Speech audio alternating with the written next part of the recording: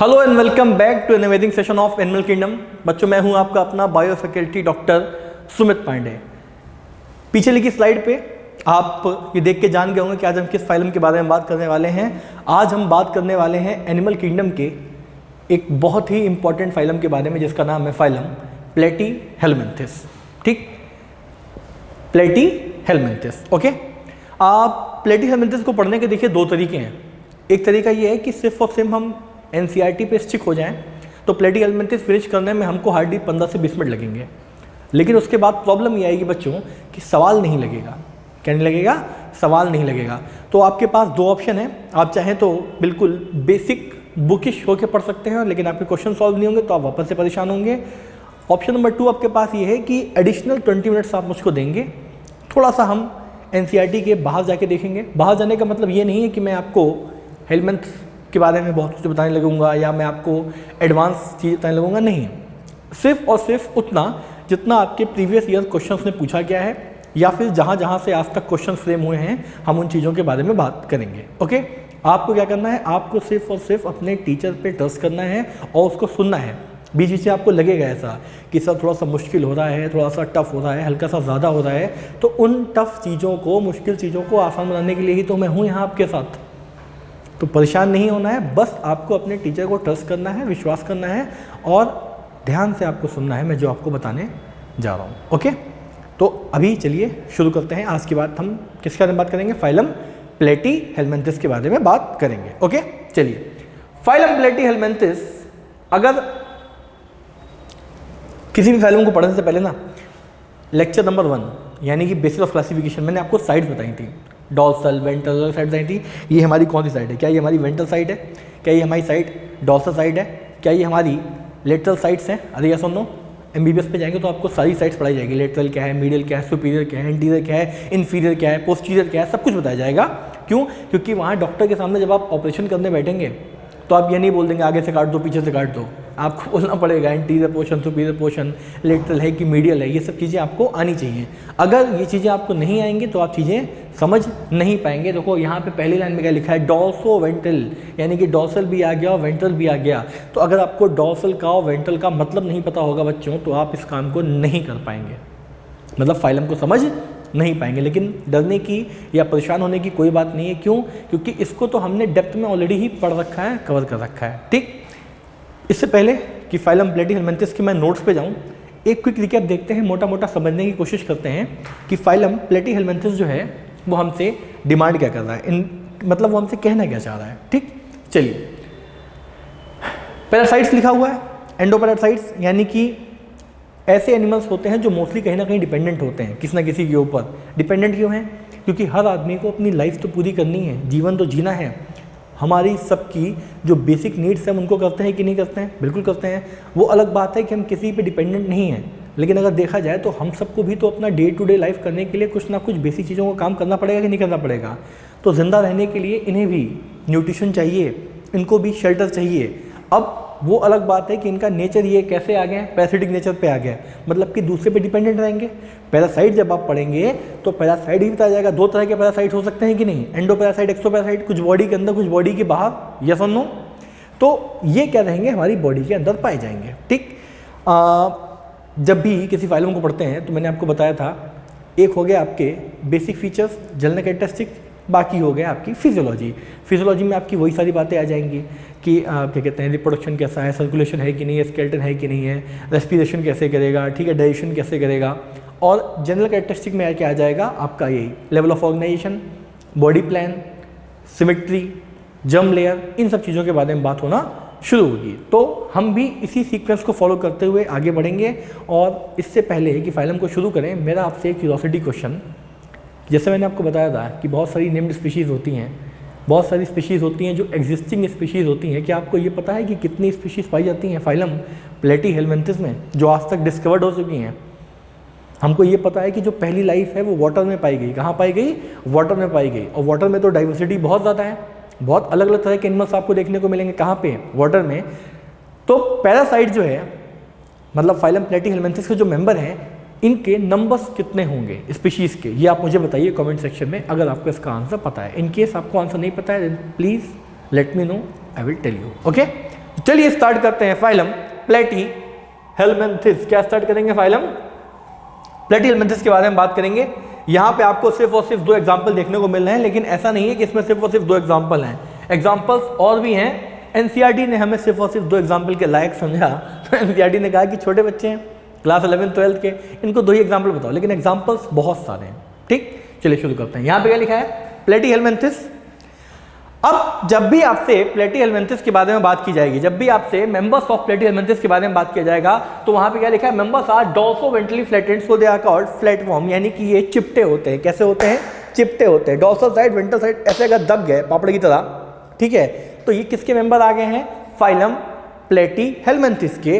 और क्योंकि ये डॉर्सोवेंट्रली फ्लैटेंड है, इसलिए हम इनको क्या बोलते हैं? फ्लैटवर्म। क्या बोलते हैं बच्चों? फ्लैटवर्म बोलते हैं। ठीक, अब जब भी हम क्या कहते हैं प्लेटीहेल्मिन्थिस के बारे में बात करते हैं, तो प्लेटीहेल्मिन्थिस की इंपॉर्टेंस बहुत ज़्यादा बढ़ जाती है। पूछिए क्यों? क्योंकि अगर आपको अगर बताया जाए, लाइफ साइकिल वगैरह बता दी जाए, या जो लार्वा स्टेजेस के बारे में बताया जाए, वो हल्का सा कॉम्प्लेक्स होना शुरू होता है। और अगर हल्का सा कॉम्प्लेक्स होना शुरू होता है, तो जाहिर सी बात है कि क्वेश्चन भी कॉम्प्लेक्स साइड से ही आएगा। सिंपल क्वेश्चन तो आएगा नहीं। लेकिन अगर प्लेटीहेल्मिन्थिस की एक बेसिक साइड को देखा जाए, तो बड़ी इंपॉर्टेंट है। पूछिए क्यों? क्योंकि प्लेटीहेल्मिन्थिस फाइलम में सिविलाइजेशन की स्टार्ट हुई थी। सिविलाइजेशन मतलब फॉर्मेशन ऑफ हेड।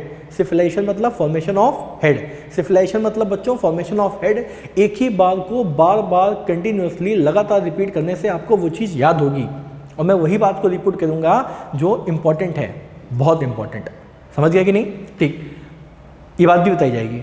अब अगर फाइलम प्लेटीहेल्मिन्थिस के मेंबर्स के बारे में बात करें, एक सेकेंड, अगर फाइलम प्लेटीहेल्मिन्थिस के मेंबर्स के बारे में बच्चों बात करें, तो ये कहाँ पाए जाते हैं, ये दिखने में कैसे होते हैं, इन सब चीज़ों को हम बारी बारी समझेंगे। Mostly members are endoparasite, some are free living. Free living का मतलब क्या है?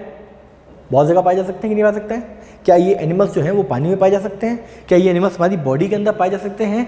एनिमल्स बहुत सारी जगह पे पाए जा सकते हैं, बट ये बेचारे डिपेंडेंट हैं। इनको किसी ना किसी के ऊपर डिपेंड रहना ही है, just for the nutrition purpose. तो क्या हमारी बॉडी में न्यूट्रिशन हमको इंटेस्टाइन के आसपास से मिलता है कि नहीं मिलता है? तो क्या हमारे इंटेस्टाइन में आएंगे? मेरे सारे सवाल और मेरे सारे जवाब आपको मिल गए हैं, आपको बस ध्यान से सुनना है। ओके, तो चलिए बात करते हैं फाइलम प्लेटीहेल्मिन्थिस के बारे में। प्लेटीहेल्मिन्थिस के बारे में अगर बात करें, तो इस फाइलम के जो मेंबर हैं ये डॉर्सोवेंट्रली फ्लैटेंड है कि नहीं है? जी हाँ। और अगर डॉर्सोवेंट्रली फ्लैटेंड है, तो क्या इसको हम फ्लैटवर्म बोल सकते हैं? बिल्कुल बोल सकते हैं। Mostly members are endoparasite. Endoparasite मतलब हमारी बॉडी के अंदर रहना चाहते हैं या अंदर रहते हैं। क्यों? क्योंकि वहां पे उनको न्यूट्रिशन मिल रहा है। Okay, some are free living. First time excretory organs appeared and known as flame cell protonephridia. क्या बोला गया? प्रोटोनेफ्रिडिया। अब देखो मेरी बात, एक्सक्रीशन तो सबको परफॉर्म करना है ना? जी हाँ, बिल्कुल। अगर हम बेसिक ह्यूमन फिजियोलॉजी की बात करें, तो entire human physiology interconnected, interlinked and interdependent. सब कुछ क्या है? एक कनेक्शन में है कि नहीं है? बिल्कुल है। और अगर कोई आदमी एक्सक्रीट ही नहीं कर पा रहा है, तो क्या वो सर्वाइव कर पाएगा? नहीं कर पाएगा। तो यहाँ पे क्या हुआ? एक्सक्रीटरी स्ट्रक्चर्स आना शुरू हुए। जब आप पढ़ेंगे excretory product and there elimination, तो वहाँ पे टेबल बना के आपको पढ़ाया जाएगा कि एनिमल कौन सा है, मेंबर कौन सा है, एक्सक्रीटरी स्ट्रक्चर कौन सा है, हम कौन है, ह्यूमन, और हम किस फाइलम के अंदर आते हैं, कॉर्डेटा के अंदर। क्लास हमारी क्या है? मेमेलिया है। हमारे पास क्या किडनी है? जी हाँ। क्या किडनी एक्सक्रीटरी स्ट्रक्चर है? बिल्कुल है। लेकिन बच्चों, क्या सिर्फ और सिर्फ किडनी ही ऐसी है जो हमारे एक्सक्रीशन में हेल्प करती है? क्या स्किन एक्सक्रीशन में हेल्प करती है? स्वेट बॉडी से रिलीज होता है। सुबह सुबह आप उठो तो आपके फेस पे ऑयल होता है कि नहीं होता है? क्या बोलते हैं उस ऑयल को? जब हम ब्रीथ आउट करते हैं, तो हमारी बॉडी से क्या CO2 रिलीज होती है? तो एक्सक्रीशन खुद में ही एक बहुत वास्ट टॉपिक है, जिसको हम पढ़ेंगे excretory product and there elimination पे। यहाँ पे हमको क्या जानना है कि पहली बार एक्सक्रीटरी ऑर्गन देखा गया, जिसको हमने क्या बोला गया? फ्लेम सेल या फिर protonephridia. Organ grade system. Organ grade system मतलब कि जब आपने लेवल ऑफ ऑर्गेनाइजेशन पढ़ा, क्या पढ़ा आपने? Level of organisation. जब हमने लेवल ऑफ ऑर्गेनाइजेशन पढ़ा, तो वहाँ पे हमने देखा कि एक हमारा था कौन सा? Cellular level of organisation, tissue level of organisation, organ level of organisation. अरे हाँ या ना? ऑर्गन सिस्टम 4 तरह के थे कि नहीं थे? तो यहाँ पे क्या लिखा है? ऑर्गन ग्रेड, यानी कि यहाँ पे ऑर्गन बनना शुरू हो गए। और ऑर्गन बनना शुरू हो गया, इसका मतलब एडवांसमेंट आया कि नहीं आया? सिविलाइजेशन के बारे में मैंने आपको बताया है, और सिविलाइजेशन के बारे में मैं आपको फिर से बता रहा हूँ। फॉर्मेशन ऑफ हेड, और फॉर्मेशन ऑफ हेड से हमको फायदा ये हुआ कि हमको डायरेक्शन मिली। एक बहुत ही फेमस मेंबर आता है इस फाइलम के अंदर, जिसका नाम है प्लेनेरिया। क्या नाम है? प्लेनेरिया। और प्लेनेरिया की खासियत यह है कि प्लेनेरिया के पास रेट ऑफ रीजनरेशन की पावर बहुत ज़्यादा होती है। कितनी ज़्यादा होती है? बहुत ज़्यादा होती है। तो रेट ऑफ रीजनरेशन की पावर क्यों ज़्यादा होती है, प्लेनेरिया में ही क्यों पाया गया, इन सभी सवालों के जवाब हम आगे समझेंगे 1 by 1। ओके, अभी आपको इतना ध्यान रखना है, ट्रिप्लोब्लास्टिक होते हैं, बायलेटरल सिमेट्री होती है। ट्रिप्लोब्लास्टिक का मतलब बच्चों क्या है? ट्रिप्लोब्लास्टिक का मतलब है 3 जर्म लेयर। क्या नाम है? 3 जर्म लेयर, यानी कि एंडोडर्म, एक्टोडर्म और मेसोडर्म। ओके, बायलेटरल सिमेट्री का मतलब है कि अगर हम उसको कट करेंगे तो हम 2 इक्वल हाफ में डिवाइड कर देंगे एक सिंगल प्लेन को यूज करते हुए। सिमेट्री कितने तरीके होती हैं? ए सिमेट्री होती है, बायलेटरल सिमेट्री होती है, रेडियल सिमेट्री होती है, यस और नो? क्या स्फेरिकल सिमेट्री होती है? होती है। ठीक, यहाँ पे उसका यूज नहीं करेंगे, आगे के टाइम पे उसको यूज करेंगे। ओके, चलिए अब क्या लिखा? Acoelomate between various organ loose mesoderm parenchyma is present. ये बात थोड़ी सी एनसीईआरटी के हल्का सा बाहर की है, लेकिन नॉलेज की है। कैसे एनिमल होते हैं? ए सिलोमेट एनिमल होते हैं, साथ ही साथ इनके पास क्या होती है? लूज मेसोडर्म प्रेजेंट होती है, पेरेन्काइम नाम का सब्सटेंस इनके पास देखने को मिलता है। तो इस वाले पोर्शन से हमने क्या याद किया कि अगर हम प्लेटीहेल्मिन्थेस के बारे में बात करेंगे तो क्या ये डॉर्सोवेंट्रली फ्लैटेंड होंगे? आपको बोलना है यस सर। क्या बोलना है? Yes sir. क्या फाइलम प्लेटीहेल्मिन्थेस के जो मेंबर हैं वो डॉर्सोवेंट्रली फ्लैटेंड है? जी हाँ, बिल्कुल फ्लैटेंड है।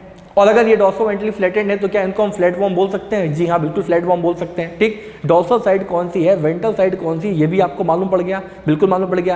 क्या ये ट्रिप्लोब्लास्टिक होते हैं? बिल्कुल होते हैं। ट्रिप्लोब्लास्टिक का मतलब है 3 जर्म लेयर। एक ही बात का बार बार रिपीटिशन ताकि आपको याद हो। सिमेट्री कैसी होती है? बायलेटरल सिमेट्री होती है, यानी कि एक प्लेन से काटेंगे और 2 इक्वल हाफ में क्या होंगी? ये डिवाइड हो जाएंगी। ओके, इनके पास एक्सटीटी स्ट्रक्चर आया, इनके पास सिविलाइजेशन हुआ, इनके पास रेट ऑफ रीजनरेशन की पावर बहुत ज़्यादा है। प्लेनेरिया में वो देखा जाता है, यस और नो? क्या प्लेनेरिया फ्री लिविंग होता है?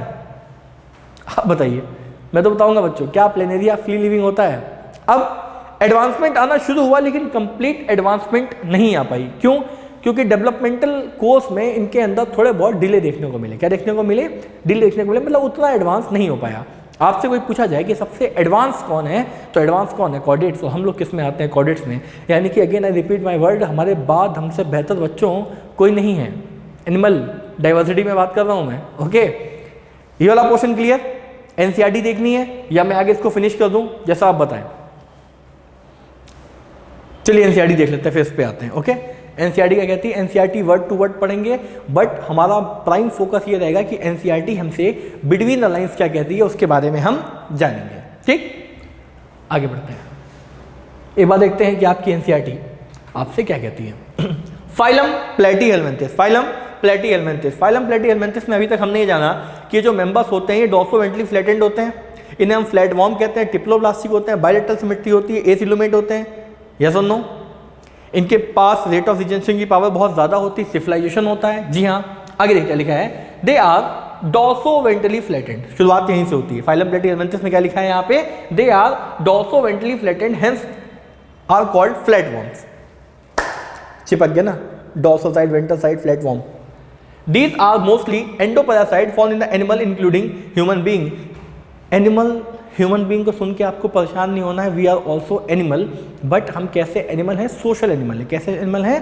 सोशल एनिमल्स हैं। और एवोल्यूशनरी हायरार्की पे हम इतना इवॉल्व हो गए, इतने एडवांस हो गए कि आज की डेट में हम बहुत टॉप क्लास लाइफ जीते हैं, हम बहुत पढ़े लिखे हैं, तो हम अपने आप को बहुत अच्छा, बहुत सरल, बहुत साफ, बहुत सोफिस्टिकेटेड मानते हैं, but we are also what?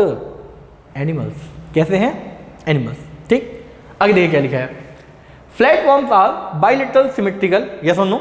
एक प्लेन से काटेंगे 2 हिस्सों में डिवाइड हो जाएंगे। ट्रिप्लोब्लास्टिक। ट्रिप्लोब्लास्टिक का मतलब क्या है? 3 जर्म लेयर, एंडोडर्म, एक्टोडर्म और मेसोडर्म।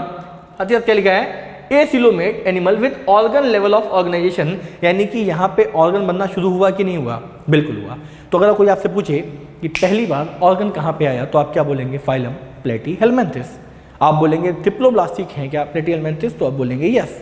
बायलेटरल सिमेट्री है क्या? यस। यानी कि यहाँ से लेकर के यहाँ तक का जो हमारा पैराग्राफ है ये हमारा क्लियर। क्वेश्चन कैसा बन सकता है कि फ्लैटवॉर्म क्यों बोलते हैं? क्योंकि डॉर्सोवेंट्रली फ्लैटेंड होते हैं। ओके, डॉर्सल साइड क्या है, वेंट्रल साइड क्या है, ये आपको पता है। अब पैरासाइट सही है। कैसे पैरासाइट से यहाँ पे पूछ सकते हैं, तो हमें क्लियरली पता है कि कैसे पैरासाइट है। एंडोपैरासाइट है। एंडोपैरासाइट मतलब हमारी बॉडी के अंदर रहने वाले। कहाँ रहने वाले? हमारी बॉडी के अंदर रहने वाले। और अगर हमारी बॉडी के अंदर रहेंगे तो जाहिर सी बात है, क्या ये हमको हार्म कर सकते हैं? क्या ये हमसे न्यूट्रिशन ले सकते हैं? हमें पता ना कि हमारी बॉडी में डाइजेशन होता है, इंटेस्टाइन में फूड जाता है, फिर क्या होता है? एब्जॉर्प्शन होता है। अपने पास दो इंटेस्टाइन है, स्मॉल इंटेस्टाइन और लार्ज इंटेस्टाइन।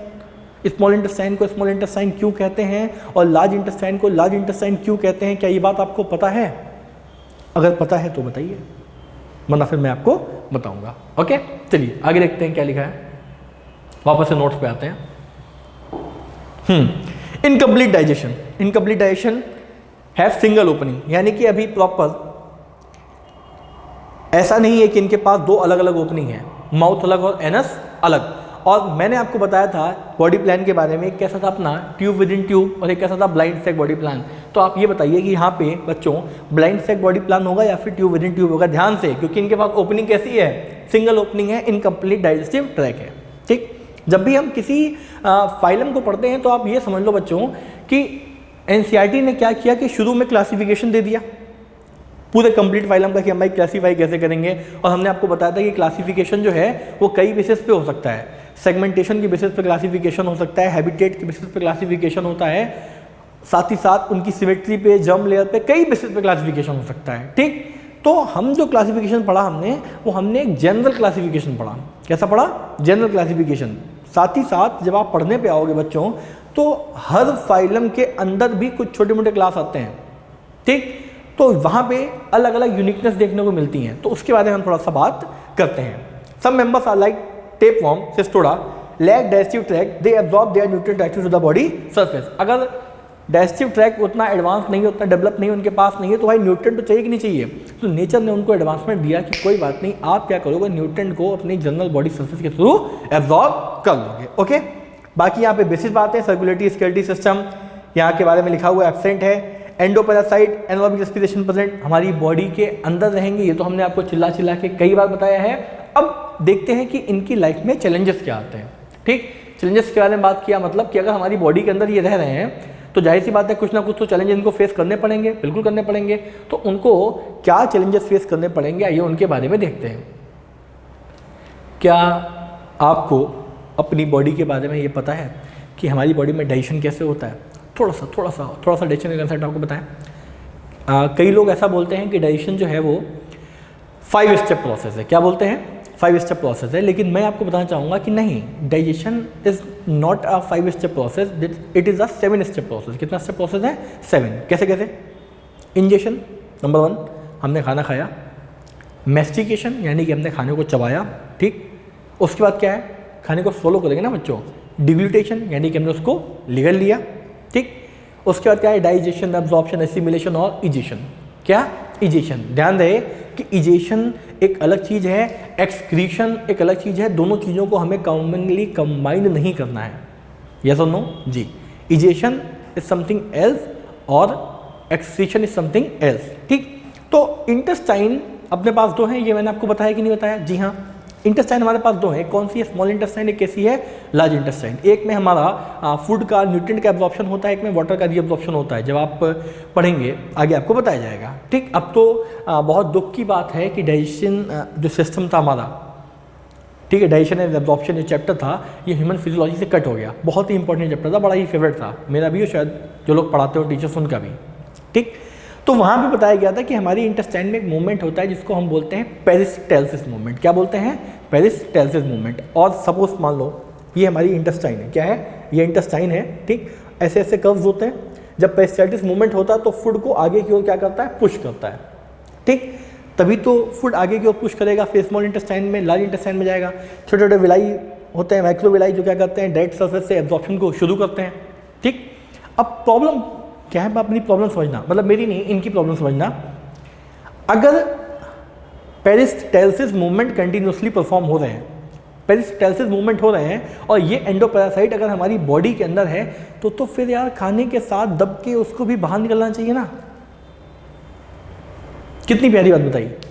अगर हमारी बॉडी में पेरिस्टाल्सिस मूवमेंट हो रहे हैं, कैसे मूवमेंट हो रहे हैं? पेरिस्टाल्सिस मूवमेंट, यानी कि एक कंटिन्यूसली फॉरवर्ड मूवमेंट हो रहा है। कुछ केसेस में जब रिवर्स पेरिस्टाल्सिस होती है तो वॉमिटिंग वगैरह भी होने के चांसेस आते हैं। ठीक, ऐसे ऐसे फूड आगे बढ़ रहा है, मतलब ये आपकी इंटेस्टाइन है, बीच में समझ लो ये आपका फूड रखा हुआ है और जैसे जैसे पुश फॉरवर्ड हो रही चीज़ें आगे की ओर बढ़ना शुरू हो रही है। ठीक, तो ये जो हमारी बॉडी के अंदर मौजूद है फाइलम प्लेटीहेलमिन्थेस के मेंबर्स, इनके लिए तो बहुत मुश्किल हो जाएंगी ना कि भाई हम आए तो खाना खाने थे, लेकिन ये तो ह्यूमन बॉडी ने पेरिस्टाल्सिस स्टार्ट कर दिया, और नेचर कभी किसी के साथ पार्शियलिटी नहीं करती है। तो नेचर ने इनको कुछ एडवांसमेंट दी। क्या दिए? एडवांसमेंट दिए, जिससे वो इस पेरिस्टाल्सिस के जो प्रॉब्लम है उसको वो सरपास कर जाएं और मस्त अपनी लाइफ अंदर जिएं, एंजॉय करें। और ह्यूमंस को अगर हार्म करना चाहते हैं तो हार्म करें। जाहिर सी बात है, हमारी बॉडी के अंदर रहेंगे, न्यूट्रिशन लेंगे तो हमें कहीं ना कहीं हार्म तो करेंगे ही करेंगे। बहुत सारी अलग अलग तरह की बीमारियां भी हो जाएंगी। क्या आपने बेलहेजिया डिजीज़ के बारे में सुना है? और अगर आपने बेलहेजिया डिजीज़ के बारे में नहीं सुना है तो परेशान होने की ज़रूरत नहीं है, अभी आपको इसके बारे में बताया जाएगा और समझाया जाएगा। ठीक, क्या लिखा है? Locomotive organs absent but in endoparasite suckers and hooks are present. जी हाँ, सकस एंड हुक्स, आगे उसका डायग्राम भी बना होगा। अब सपोज करिए कि ये मेरी इंटेस्टाइन है, ठीक, और ये है आपका मेंबर, किसका? फाइलम प्लेटीहेलमिन्थिस का। अब इस मेंबर को क्या करना है कि इंटेस्टाइन के सरफेस से न्यूट्रिशन लेना है, ठीक। तो इसके पास हुक्स एंड सकस है कि नहीं, और ये हुक्स एंड सकस क्या करेंगे, यहाँ पे जाके ऐसे इंटेस्टाइन पे चिपक जाएंगे, ठीक। और हुक्स एंड सकस इंटेस्टाइन में चिपक गए, उसके बाद आप यहाँ कितना भी पेरिस्टाल्सिस मूवमेंट कराते रहो, इतनी अच्छी एडेसिव प्रॉपर्टी इनके अंदर देखने को मिलती है कि इस पेरिस्टाल्सिस मूवमेंट से निकलते नहीं हैं। फिर निकलेंगे कैसे? अरे निकलेंगे ना, डॉक्टर के पास जाएंगे, डॉक्टर को बताएंगे मुझे डिस्कम्फर्ट होता है, पेट में दर्द होता है, बहुत सारी तकलीफ होती है, तो डॉक्टर आपको दवाई देगा, और वो जो मेंबर्स आपको परेशान कर रहे हैं वो आपकी बॉडी के बाहर मर जाएंगे। मेडिकल में हर प्रॉब्लम का सॉल्यूशन है, और लाइफ में जो पैसे हैं, जो कामयाबी है, जो सक्सेस है, वो भी इस बात की है कि आप कितनी बड़ी प्रॉब्लम को सॉल्व कर रहे हैं। तो आप भी जब डॉक्टर बनिएगा तो प्रॉब्लम सॉल्विंग पे काम करिएगा, ना कि पैसे कमाने से। पैसा अपने आप आपके पास आएगा अगर आप वैल्यू एडिशन कर रहे हैं तो। इतना क्लियर? चलिए आगे देखते हैं, ठीक। तो अगर कोई आपसे पूछे कि क्या उनके पास हुक्स एंड सकस है, जी हाँ। अब एक चैलेंज तो हमने पास कर दिया। वो चैलेंज हमारा क्या था कि ये हमारी इंटेस्टाइन थी, इस इंटेस्टाइन में जो पेरिस्टाल्सिस मूवमेंट हो रहे थे, फाइलम के मेंबर्स ने कहा कि कोई बात नहीं भाई, हमारे पास क्या है, हुक्स एंड सकस है, इनको हम ऐसा एडेसिव प्रॉपर्टी के साथ चिपकेंगे कि आप इसमें कुछ भी नहीं कर पाओगे। तो लोगों ने कहा अच्छा ऐसी बात है, ठीक है। लेकिन ह्यूमंस के पास तो बहुत सारे डाइजेस्टिव एंजाइम भी होते हैं ना, saliva, pancreatic amylase, salivary amylase, ठीक है, ट्रिप्सिन, आप ये सब तो कट गया, आपको शायद याद ना हो बच्चों। बाइल जूस होता है कि नहीं, बहुत सारे हमारी बॉडी के अंदर डाइजेस्टिव एंजाइम्स होते हैं। क्या होते हैं? Digestive enzyme. और ये डाइजेस्टिव एंजाइम भी तो उसको हार्म कर सकते हैं। अब क्या करे बेचारा? तो नेचर ने अगेन उसको वापस से क्या दे दिया? प्रोटेक्शन दे दिया कि कोई बात नहीं, एक तो हमने आपको हुक्स एंड सकस दिए। क्या दिए आपको? हुक्स एंड सकस, ठीक। अब हम आपको एक और प्रोटेक्टिव कवरिंग दे देंगे, प्रोटेक्टिव शीट दे देंगे, जिससे दुनिया आपकी कुछ भी नहीं बिगाड़ पाएगी और आप कर लोगे दुनिया मुट्ठी में। चलिए क्या लिखा है? Epidermis is multinucleated in endoparasite, body is covered by the thick cuticle called tegmen which protects its body from the host enzyme. यानी कि हमारी बॉडी के अंदर जितने भी एंजाइम हैं वो इनको हार्म नहीं पहुंचा पाएंगे, क्योंकि इनकी जो बॉडी की सरफेस है वो कैसी है? थिक है। यस और no? Epidermis multinucleated endoparasite, body is covered by the thick cuticle. कैसा क्यूटिकल है? थिक। जिसे हमने क्या बोला? टेगमेंट बोला, जो इनकी बॉडी को प्रोटेक्ट कर रहा है। किस चीज से प्रोटेक्ट कर रहा है? होस्ट के एंजाइम से। तो ना तो पेरिस्टाल्सिस मूवमेंट इनका कुछ बिगाड़ पाए, ना ही जो होस्ट के एंजाइम है वो इनका कुछ बिगाड़ पाए। तो आखिर ये हमारी बॉडी के बाहर जाएंगे कैसे? प्रॉब्लम है कि नहीं है? जी हाँ, प्रॉब्लम है। कैसे जाएंगे? डॉक्टर के पास बहुत सारी दवाइयाँ हैं। छोटे पे सभी बच्चों के पेट में कीड़े पड़े होंगे, ठीक। वो कीड़े कौन से हैं, कैसे बॉडी के अंदर आते हैं, इसके बारे में भी हम बात नहीं करेंगे। लेकिन जब भी आप डॉक्टर के पास जाके ये बोलते हैं कि डॉक्टर साहब मेरे पेट में ना कीड़े पड़ गए, बच्चों को आदत होती है मिट्टी खाने की। इनफैक्ट प्रेगनेंसी के टाइम पे जो मदर्स होती है वो भी चौक खाने लगती हैं, मिट्टी खाने लगती हैं। बॉडी में अलग अलग तरह की क्रेविंग्स होती हैं, ठीक। तो जब भी डॉक्टर को ऐसा लगता है कि शायद इसने कोई गंदी चीज़ खा ली, इन्फेक्टेड चीज़ खा ली, इसकी बॉडी के अंदर इन्फेक्शन हो रखा है, एल्बेंडाजोल नाम की टेबलेट आती है, वो आपको दी जाती है, जिसको आप खाएंगे। तो जब मॉर्निंग में आप एक्सक्रीटा पास आउट करेंगे तब क्या होगा, जितना भी क्या कहते हैं ये जो इंसेक्ट्स वगैरह हैं, वॉर्म्स वगैरह हैं, ये सब क्या करेंगे आपकी बॉडी से बाहर फ्लश आउट हो जाएंगे। वॉर्म्स बोलना यहाँ पे टर्म ज़्यादा ज़रूरी है। वो कैसे आते हैं भाई? बच्चा टहल रहा है, बच्चे ने बिस्किट लिया, बिस्किट ज़मीन पे गिर गया, वो साग उसने खा लिया, तो वहाँ पे तो इन्फेक्टेड एजेंट्स हो सकते हैं कि नहीं हो सकते हैं? बिल्कुल हो सकते हैं। और छोटे बच्चे को तो हम यही सिखाते रहते हैं कि बेटा कोई चीज़ ज़मीन पे गिर गई है तो उसको उठा के नहीं खाना है, ये आपको हार्म कर सकता है। बट वो बात तब तक उसको समझ में नहीं आती जब तक वो एक आध बार हार्म हो चुका नहीं होता है, ठीक। चलिए आगे देखते हैं, एनसीईआरटी देखते हैं। भाई एनसीईआरटी यहाँ पे हमको क्या बताना चाह रही है। यहाँ तक तो हमने पढ़ लिया था, एक बार फिर से देखते हैं। बार बार रिपीटेशन करेंगे बच्चों, याद करेंगे, एक ही बात को 10 बार याद करेंगे। जो बच्चे मुझसे क्लास में पढ़ते हैं वो जानते हैं कि मैं एक ही बात को कितना रिपीट करता हूँ, मल्टीपल रिपीटेशन। कैंसर पढ़ाते वक्त तो कॉन्टैक्ट इनहिबिशन जो है वो मेरी क्लास में बैठा मच्छर भी सपने में बोल देगा हाँ हाँ कॉन्टैक्ट इनहिबिशन क्या होता है, ठीक। क्यों? क्योंकि रिपीटिशंस हैं। मैं ये नहीं चाहूँगा कि आप घर जाने के बाद बायो पढ़ें।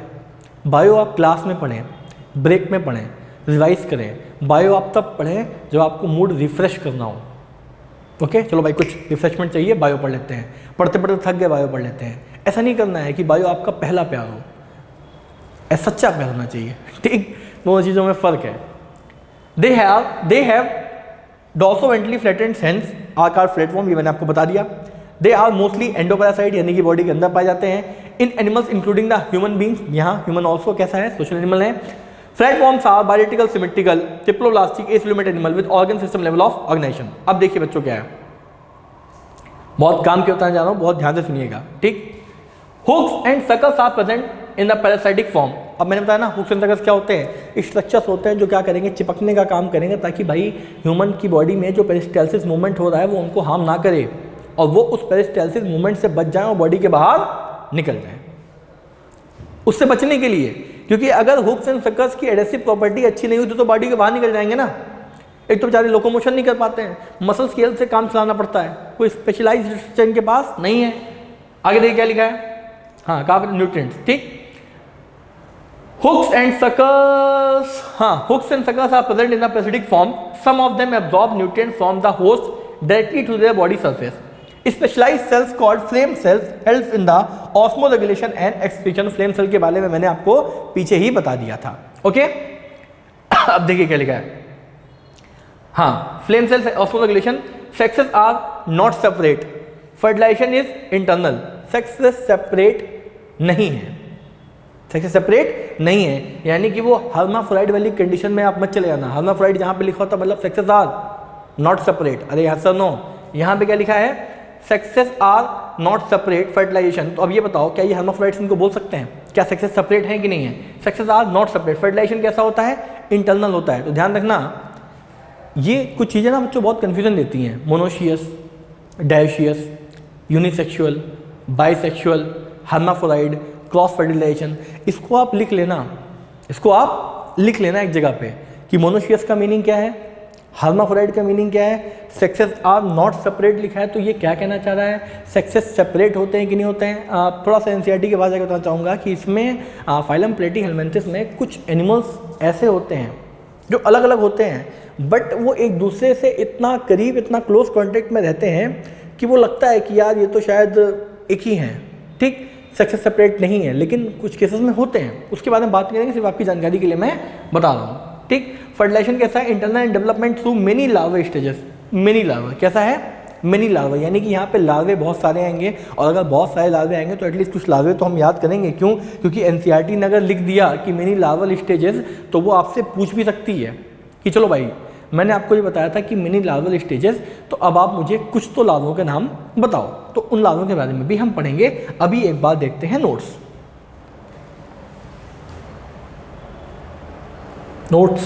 हाँ जी, monoecious, internal fertilisation, indirect development, many larva stages, यानी कि यहाँ पे क्या है, अगेन इनडायरेक्ट डेवलपमेंट आ गया, ठीक। लार्वे वाली टेबल मैंने आपको दिखाई है फाइलम तीनों फोरा में, ठीक। अगर आपको याद ना हो तो मैं इसके बाद आपको लेक्चर बीच में 2 मिनट का दिखा दूंगा कि ये लार्वा दिखाई देता हूँ आपको, अगर पॉसिबल हुआ तो। ऐसे लेक्चर के बाद दिखाते हैं फिर। फर्टिलाइजेशन कैसा है बच्चों, इंटरनल। डेवलपमेंट कैसा है, इनडायरेक्ट। और इनडायरेक्ट डेवलपमेंट का मतलब क्या है, बहुत सारे लार्वे आएंगे। एग्जाम्पल क्या है, प्लेनेरिया जिसे हम ड्यूगेशिया भी कहते हैं, ठीक। Fasciola hepatica, sheep liver fluke, शाइजोस्टोमेटा, टीनिया सोलियम। अब आपको ये सब क्या बता दिया सर, ये सब बच्चों मैंने कुछ नहीं बताया, सिर्फ मैंने वो बताया जो आपकी एनसीईआरटी में लिखा है। कुछ हिडन फॉर्म में लिखा है और कुछ खुल्लम खुल्ला लिखा है। आपके इस लेक्चर के दौरान मैंने आपसे कई बार प्लेनेरिया के बारे में बात की, ठीक।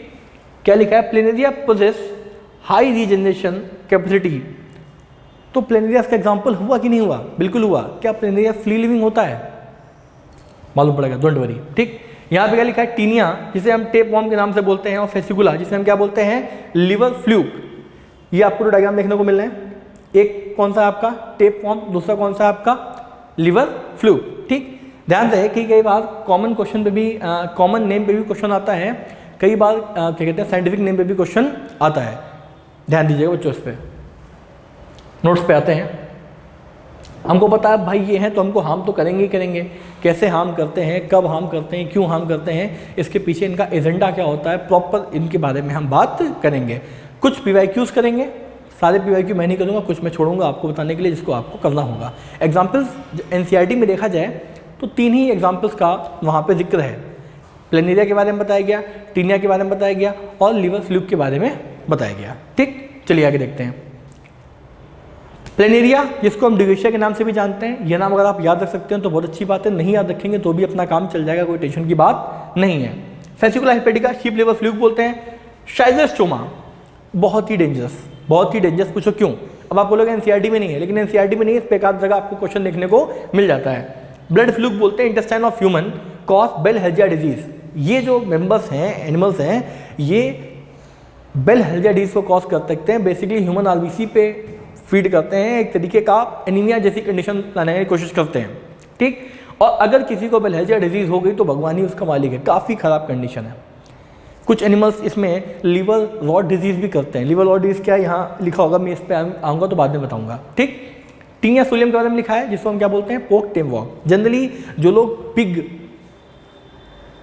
फ्लैश को कंज्यूम करते हैं उनमें ये पाया जाता है।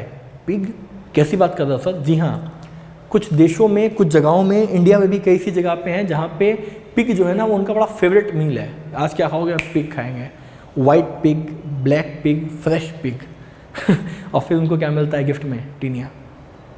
तो खाना है तो वो अच्छा खाइए ना, पिग क्यों खाते हैं? लेकिन जिन देशों में खाने पीने को नहीं है, उतनी उपजाऊ ज़मीन नहीं है, तो वहाँ पे वो एनिमल्स पे ही बेसिकली फीड करते हैं। एनिमल तो फिर कुछ भी खा सकते हैं ना। आई लव माई इंडिया, क्योंकि इंडिया की लैंड जो है बहुत फर्टाइल लैंड है। बट ऐसा नहीं है कि इंडिया में पिग खाया नहीं जाता। बहुत सारे देशों में, बहुत सारी जगहों पे इंडिया में भी पिग को कंज्यूम करते हैं, और साथ ही साथ इनको ये बीमारी देखने को मिलती है। पीवाईक्यू में क्वेश्चन ही पूछा जाता है कि पिग से होने वाला इन्फेक्शन क्या है, कौन सा डिजीज कॉज करेगा, इसके बारे में भी जानते हैं। ये क्या लिखा है? फेसिकुला हेपेटिका, लिवर फ्लूक। ये मैंने उसका स्ट्रक्चर बनाया है, यही डायग्राम जो है आपकी एनसीईआरटी में भी दिया हुआ है। माउथ है, ओरल सर्कल है, जेनिटल पोल्स है, वर्टिब्रल सर्कल और एक्सक्रीटरी पोल है। ठीक, अब फेसिकुला हेपेटिका का रिश्ता ह्यूमंस के साथ कुछ बहुत ज़्यादा नहीं है। जनरली इसकी एक अलग दुनिया है, बाकी लोगों को हार्म करता है। इनडायरेक्ट रूप से कभी ह्यूमन को हार्म करना चाहे तो एक अलग बात है। बेसिकली ये किस में डिपेंड करता है? अपना शीप में। किस में? शीप में। अब liver, intestine, CBD, common bile duct, इन बीच में उसका कनेक्शन जैसा रहता है। ठीक, अब क्या करेगा? देखो, बाइसेक्सुअल, डाइजेनेटिक, प्राइमरी होस्ट और सेकेंडरी होस्ट। डाइजेनेटिक का मतलब क्या है? जिसमें 2 होस्ट रिक्वायर्ड हो। अगर आपको प्लाज्मोडियम याद हो, मलेरिया आपने जब पढ़ा होगा, तो वहाँ भी एक ह्यूमन था और एक कौन था? मस्कीटो था। 2 होस्ट थे कि नहीं थे? तो यहाँ पे प्राइमरी होस्ट कौन है? शीप और गोट, और सेकेंडरी होस्ट कौन है? Garden snail. गार्डन स्नेल आप लोग जानते हैं, अगर नहीं जानते तो बच्चों प्लीज़ गार्डन स्नेल के बारे में पढ़िए। ठीक, ये इनके क्या हैं? 2 होस्ट हैं। इससे अपनी लाइफ साइकिल वो पूरी करेगा। अब सवाल ये आता है, लाइफ साइकिल पूरी क्यों करेगा? बच्चों, उसको भी तो जिंदा रहना है, उसको भी तो अपनी लाइफ परफॉर्म करनी है। अगर जिंदा रहना है, लाइफ परफॉर्म करनी है, तो उसको भी 2 होस्ट लगेंगे। एक कौन होगा आपका? प्राइमरी होस्ट, शीप और गोट। दूसरा कौन सा होगा? Garden snail. Garden snail, sheep की बॉडी से फ्लश आउट हुआ, गार्डन स्नेल ने कंज्यूम किया, शीप ने खाया, वापस से साइकिल रिपीट होती रहेगी, नहीं होगी? जी हाँ, लार्वे आएंगे। अरे एनसीईआरटी ने खुद ही बोल दिया है कि मेनी लार्वल स्टेज। कैसी स्टेज? Many larval stage. तो यहाँ पे बहुत सारे लार्वे आएंगे। कैसे आएंगे? बहुत सारे। देखो यहाँ पे क्या लिखा है? Infective stage, primary host, secondary host, मेटाक्सेशियन, मेलाग्रेडियम। ये क्या है? अलग अलग स्टेजेस के मैंने आपको नाम बताए हैं। नहीं भी याद रखोगे तो भी कोई दिक्कत वाली बात नहीं है। बट एज अ टीचर मेरा कंसर्न रहता है कि बच्चा कहीं भी कमज़ोर ना पड़े, या बच्चों को ये लगे कि यार ये बात मेरे सर ने मुझको नहीं बताई। ठीक, found in the common bile duct of sheep goat cause liver rot disease have cross fertilisation. Liver rot disease और बेलहेजिया डिजीज, 2 डिजीज के बारे में हमने जाना। एक आपका कॉज कर रहा है कौन? फेसिकुला हेपेटिका, और दूसरा आपका कौन कॉज कर रहा है? शाइज़ोस्टोमा। ये किस में होगा? ह्यूमंस में होगा, और बहुत ही ख़राब कंडीशन है। कैसी कंडीशन है? बहुत ही ख़राब कंडीशन है। आइए इसके एग्जाम्पल्स को देखते हैं। आपके सामने एक एग्जाम्पल है टीनिया सोलियम। लिवर फ्लूक के बारे में हमने देख लिया, जान लिया। ठीक, टीनिया सोलियम के बारे में हमने क्या पढ़ा? मैंने आपको बताया था कि भाई ह्यूमंस की बॉडी में आ सकते हैं कि नहीं आ सकते। जी हाँ, अगर हम किस पे फीड कर रहे हैं, पोक पे फीड कर रहे हैं, पोक को खाते हैं, बहुत सारे लोग खाते हैं, ठीक।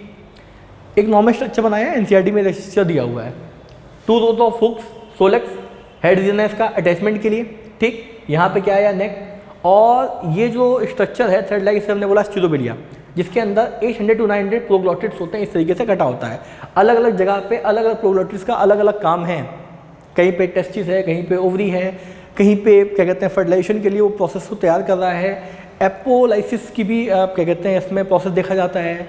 ग्रेविडेक्स प्रोग्लोटिड्स भी होते हैं, बहुत सारी चीज़ें होती हैं उन पर, लेकिन बात यहाँ पे करना उचित नहीं है। बाइसेक्सुअल डाइजेनेटिक, प्राइमरी होस्ट कौन है, ह्यूमन, सेकेंडरी होस्ट कौन है, पिग। अब ये इन्फेक्ट कैसे करता है, ये हार्म कैसे करता है? मान लो आपने पिग खाया, एग्जाम में क्वेश्चन आएगा कि टीनिया सोलियम किसी इंसान को कैसे इफेक्ट कर रहा है। पिग को खाने पे, प्रॉपर कुक्ड पिग को खाने में, अनकुक्ड पिग को खाने में। अगर जिंदा पिग तो खा नहीं जाओगे, ठीक, मारना पड़ेगा ना उसको। तो अगर पिग का जो फ्लैश है वो कैसा है, अनकुक्ड है। किस तरीके का है, अनकुक्ड, प्रॉपर कुक्ड नहीं है, तो ये बहुत हाई चांसेस हैं कि वो ह्यूमन को हार्म करेगा ही करेगा। बस इसकी एक कमज़ोरी है कि ये जैसे ही हीट के कांटेक्ट में आता है तो ये ज़्यादा तक सर्वाइव नहीं कर पाता है। हीट के कांटेक्ट में आया, उसका खेल खत्म। इसलिए कहते हैं अगर आपको पिग खाना है, मेक श्योर आप उसको खाइए, लेकिन कुकर में पकाइए, 16-17 सीटियाँ लगाइए, और जितना ज़्यादा उसको आप हीट करेंगे उतना ज़्यादा आप इस प्रॉब्लम से बच सकते हैं, टीनिया सोलियम से। अब आप कहेंगे कि सर आपने तो बताया था कि बहुत ज़्यादा क्या कहते हैं ओवर हीट करने पे, ओवर कुक करने पे चीज़ें को न्यूट्रिशन मर जाते हैं। अरे भाई न्यूट्रिशन मर जाए वो तो फिर भी ठीक है, कम से कम आपको कोई बीमारी तो ना हो। यहाँ पे भी प्राइमरी होस्ट और सेकेंडरी होस्ट देखने को मिलेंगे।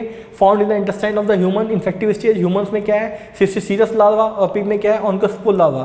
Found in the voluntary muscles of the pig, life span 5 and 6 year, मतलब कि कई साल तक जिंदा रह सकता है। कहीं कहीं पे 5 and 6 मंथ लिखा होता है, इसमें बड़ी कंट्रोवर्सी होती है, लेकिन आप अच्छी स्टैंडर्ड बुक्स मॉड्यूल्स देखेंगे तो वहाँ पे क्लियरली मेंशन है। Okay, main get infected by the uncooked pork. कैसा पोर्क, अनकुक्ड। अगर हम उसको प्रॉपर तरीके से पका के खा लेंगे तो शायद हम उतना बीमार नहीं पड़ेंगे। अरे हाँ या ना जी। एक बार वापस एनसीईआरटी देखें और फिर बताइएगा कि आपको चीज़ें जो हैं वो क्लियर हुई कि नहीं हुई, और आपको समझ में आई कि नहीं आई। वापस से बहुत आराम से पढ़ेंगे, कोई दिक्कत वाली बात नहीं है। इस डायग्राम को बड़ा करते हैं। हेड रीजन दिख रहा है आपको सोलेक्स अटैचमेंट के लिए।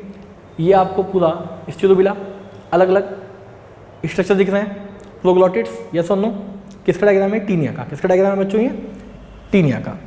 ओके, इधर क्या है आपका, लीवर फ्लूक। यहाँ पे क्या है आपका, लीवर फ्लूक। वापस से एक बार एनसीईआरटी देखते हैं और फिर हम आगे बढ़ते हैं। चलिए, पूरा आपको क्लियर होगा। They have a dorsoventral flattened, hence are called flatworm. जी हाँ, चिपटे हुए होते हैं। These are mostly endoparasite, body के अंदर पाए जाते हैं, इंक्लूडिंग ह्यूमन बींग, फ्लैटफॉर्म और बायलेटरल सिमेट्रिकल ट्रिप्लोब्लास्टिक ए सिनोमलेट एनिमल ऑर्गन। ये किसके बारे में बात हो रही है, ये जनरल आपको बेसिस ऑफ क्लासिफिकेशन के बारे में यहाँ पे बता दिया गया कि नहीं बता दिया गया? जी हाँ, बता दिया गया। उसके बाद क्या लिखा है, hooks and suckers are present in the parasitic form. Some of them absorb nutrients from their host to directly the body surface. अगर डाइजेस्टिव ट्रैक्ट इतना प्रॉपर डेवलप नहीं है तो क्या करेंगे, न्यूट्रिएंट तो चाहिए ना। तो न्यूट्रिएंट इनको कहाँ से मिलेगा, न्यूट्रिएंट मिलेगा इनको अपनी जनरल बॉडी सरफेस से। ये क्या करेंगे, एब्जॉर्ब कर लेंगे। ओके, एक्सक्रीटरी सेक्सेस क्या लिखा है, फ्रेम सेल ऑस्मोरेगुलेशन में हेल्प करते हैं। Sexes are not separate, sexes are not separate, sexes are not separate. तो क्या इसको हम हर्माफ्रोडाइट बोल सकते हैं कि नहीं बोल सकते हैं, आपको मुझे बताना है कमेंट सेक्शन में। Okay, fertilisation is internal development is many larvae stages. Larvae के अंदर नाम आपको बहुत बताए हैं, और उनको स्पोसिस लार्वे के नाम मैंने आपको बताया। प्लेनेरिया के बारे में बताया, टीनिया और फेसिकुला, लिवर फ्लूक। ओके, क्वेश्चंस देखते हैं। आइए कुछ क्वेश्चंस को करते हैं, उसके बाद आपकी करते हैं छुट्टी। क्या करेंगे बच्चों, छुट्टी। हाँ जी, चलिए question number 1, which of the following is free living. कौन सा इसमें से फ्री लिविंग है? एक बार मैं अपना पेन को ले लूं। Taenia, Fasciola, Pheretima. अरे भाई फेरेटिमा यहाँ कहाँ आ गया, इसके बारे में तो भी कोई बात हम कर ही नहीं रहे हैं। क्या यहाँ पे प्लेनेरिया आएगा? जी हाँ, बिल्कुल आएगा। और हमने आपको बताया था कि जब भी हम प्लेनेरिया के बारे में बात करेंगे, किसके बारे में बात करेंगे, प्लेनेरिया के बारे में बात करेंगे, तो एक तो ये फ्री लिविंग है, दूसरा इसके पास क्या है, हाई रेट ऑफ रीजनरेशन। कैसी पावर है, high rate of regeneration. Which of the following kinds of animal are triploblastic. Corals, flatworm, sponges और टिनोफोर्स। अरे भाई ये तो लोअर फाइलम के एनिमल्स आ गए, हम बात किसके बारे में कर रहे हैं? क्या हम एक एडवांस फाइलम के बारे में बात कर रहे हैं इनके कंपैरिजन में? तो अपना आंसर क्या चला जाएगा? B, flatworm. क्या जाएगा आंसर? बी। ये नहीं lower phylum, lower. Okay, next देखते हैं। Which of the following is example of Platyhelminthes? इसमें से प्लेटीहेल्मिन्थिस का एग्जाम्पल कौन सा है? क्या ट्रिपेनोसोमा एग्जाम्पल है, क्या प्लाज्मोडियम एग्जाम्पल है, क्या विचुअली एग्जाम्पल है? ये अलग अलग एग्जाम्पल्स हैं, इनका कहीं भी रिश्ता प्लेटीहेल्मिन्थिस के साथ नहीं आ रहा है। क्यों नहीं आ रहा है? ये तो मैंने आपको बताया ना, वुचेरिया ब्रैंकोफ्टी, वुचेरिया मलाई, किस में आ जाएंगे ये? शाइजोस्टोमा, ट्रिपेनोसोमा। क्या आपको अच्छा प्रोटोजोन तो आपने पढ़े नहीं होंगे तो आप इसको नहीं समझ पाएंगे, लेकिन ऑप्शन देख के समझ जाएंगे कि हाँ शाइजोस्टोमा यहाँ पे हमारा ऑप्शन हो सकता है। ठीक, नेक्स्ट क्वेश्चन क्या है? Fasciola hepatica is hermaphrodite, self fertilising, hermaphrodite, cross fertilisation या फिर ए एंड बी? क्या इसके अंदर दोनों देखने को मिल सकते हैं? हर्माफ्रोडाइट्स के बारे में मैंने आपको बहुत जोर बताया था कि sexes are not separate, that means hermaphrodite. आप बताइए क्या इसके अंदर क्रॉस फर्टिलाइजेशन देखने को मिलता है? क्या ये मोनोशियस थे? कमेंट सेक्शन में इसका आंसर करिए। Flame cells are the excretory organs of, अभी भी हमने फ्लेम सेल के बारे में बात की, planaria, flatworm, taenia, all of these. और अगर ध्यान से देखा जाए तो ये जो तीनों एग्जाम्पल्स हैं, क्या ये तीनों एग्जाम्पल्स फाइलम प्लेटीहेल्मिन्थिस के हैं कि नहीं हैं? जी हाँ। और अगर तीनों एग्जाम्पल्स फाइलम प्लेटीहेल्मिन्थिस के हैं तो उसका आंसर क्या जाएगा? डी। ओके, प्लेनेरिया के बारे में हमने बताया, प्लेनेरिया आपका क्या है? फ्री लिविंग है, हाई रेट ऑफ रिजेनरेशन की पावर है इसके अंदर। फ्लैटवर्म्स हमारे ऐसा डॉर्सोवेंट्रली फ्लैटेंड है। Taenia, D. नेक्स्ट देखते हैं।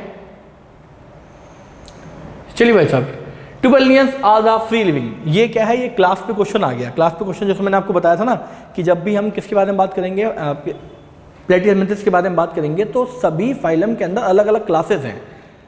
आंसर क्या जाएगा? Annelids, nematodes, trematodes, flatworm. अभी हम किसके बारे में पढ़ रहे हैं? फ्लैटवर्म के बारे में पढ़ रहे हैं।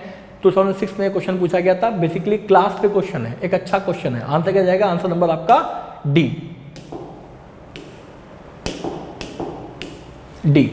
नेक्स्ट क्वेश्चन आप लोग करेंगे कि मैं करूं?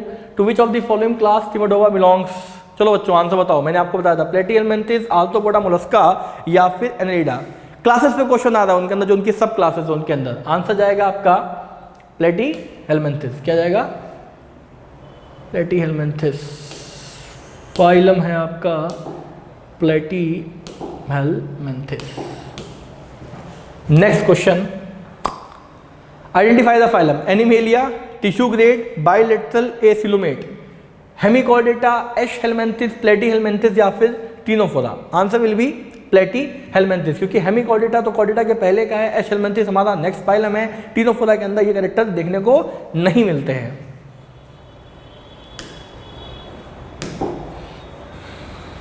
लास्ट के दो क्वेश्चन, क्या आप बच्चों मेरे साथ कोशिश करेंगे? फेसिकुलर हिपैटिका लाइज इन, ओहो, liver of sheep, blood of sheep, intestine of sheep, spleen of sheep. चलिए इसका आंसर करिए। नेक्स्ट क्वेश्चन है the intermediate host of the schistosoma. क्या स्नेल के अंदर पाया जाता है, मॉस्किटो के अंदर पाया जाता है, शीप के अंदर पाया जाता है? ये आपको बच्चों बताना है। तो आउट ऑफ 10 8 क्वेश्चन मैंने किए, 2 क्वेश्चन मैंने आपको कमेंट सेक्शन में होमवर्क के तौर पर बताने के लिए किए हैं। इसका आप आंसर करें और मुझे बताएं। एक बहुत ही controversial question, cysticerci in pig muscles can remain valuable for. अब मैंने आपको बताया था कि इसका जो लार्वा है ये ह्यूमन को इन्फेक्ट करेगा, पिग की बॉडी में बहुत दिनों तक रह सकता है, सालों साल सर्वाइव कर सकता है। तो कहीं कहीं पे आपको ऑप्शन देखने को मिलेगा 6 मंथ, कहीं कहीं पे ऑप्शन देखने को मिलेगा 6 ईयर, 1 ईयर। इसमें आप कंफ्यूज होंगे कि ये 6 मंथ तक जिंदा रहेगा या फिर 6 ईयर तक डिपेंड रहेगा। डिपेंड करता है कि मैंने आपको बताया कि जैसे जैसे वो हीट के कॉन्टेक्ट में आएगा, जितना भी उतनी जल्दी वो क्या होगा, मरना शुरू हो जाएगा। ठीक वैसे ये कई सालों तक सर्वाइव कर जाते हैं। तो आज की क्लास बच्चों यहीं तक, मिलते हैं नेक्स्ट लेक्चर में। नेक्स्ट लेक्चर में हम स्टार्ट करेंगे फाइलम एशेल्मेंथिस, एनेलिडा, आर्थ्रोपोडा और धीमे धीमे हम इस एनिमल किंगडम की सीरीज को खत्म करेंगे। आई होप मेरे इस पढ़ाने से आपकी लाइफ में कुछ वैल्यू एडिशन हुआ हो। ध्यान रहे कि प्लेटीहेल्मिन्थिस आप एनसीईआरटी के इन 4 लाइन्स को भी ट्रांसलेट करके ख़त्म कर सकते हो, लेकिन आपको क्वेश्चन देखने को मिलेगा किस पे? फेसिकुला हिपैटिका, शाइजोस्टोमा। आज कितनी बातें हमने नहीं जानी। हमने बेल हेल्जिया डिजीज़ के बारे में जाना, हमने लिवर रॉट डिजीज़ के बारे में जाना, हमने प्लेनेरिया के बारे में जाना। हालांकि प्लेनेरिया सिर्फ और सिर्फ नाम मेंशन है, लेकिन ये नहीं पता था कि क्या फ्री लिविंग है, सब जगह पाया जा सकता है कि नहीं पाया जा सकता है, हाई रिजेनरेशन की पावर है, सिफलाइजेशन इसके अंदर हुआ, तो मिलते हैं नेक्स्ट लेक्चर में। Till that take care, bye bye, have a nice day और